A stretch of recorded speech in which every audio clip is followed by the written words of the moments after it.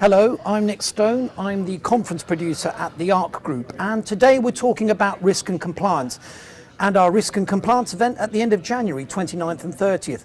Delighted to invite along today Pearl Moses, Head of Risk and Compliance at the Law Society.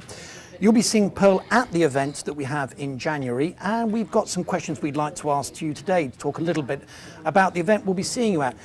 Now, of course, the SRA are at a crucial stage of launching the new handbook, and we'll be seeing a lot about that. So my question to you is really, what is it that we'll be seeing about you when you talk about the new handbook at the event in January? What is it that people are going to be hearing? Well, let me start by saying thank you very much for having me, Nick. It's always a pleasure, a real pleasure to come out and to speak about risk and compliance to the legal profession, particularly given my role as Head of Risk and Compliance, the opportunity to remind people that there's help there, that there's support available to them. You've mentioned it being a crucial time. At a time when there is quite a bit of change, it is a good opportunity to have that sort of a conversation. And that is something that I'm looking forward to. Yes.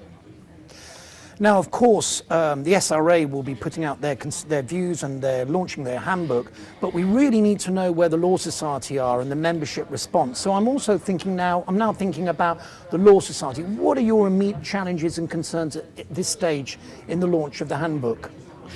Well, obviously, Nick, it isn't a secret that there are aspects of the proposals that we disagree with as the Law Society, we don't agree with. And I think in particular, proposals around allowing solicitors to operate out of unregulated entities and even allowing freelance solicitors.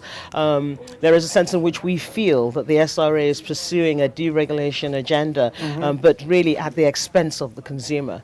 And that is something that is an ongoing concern for us. It's something that we've made representations, if you like, to the LSB concerning. And we know there are other consumer bodies that are also of similar views. Now, the SRA Handbook 2019, it's not the end of the journey, it's really very much the beginning of the journey. A long journey ahead for the risk and compliance professional. So, Pearl, I'm thinking about this long journey ahead, about training and culture and compliance and implementation. Where do you see that risk and compliance journey ahead? Well, for me, as I said, I started off by talking about support, and risk and compliance professionals are my favorite people. I've often said that I think it's important to bring such people close. If you're seating them, sit them in the front, give them cake.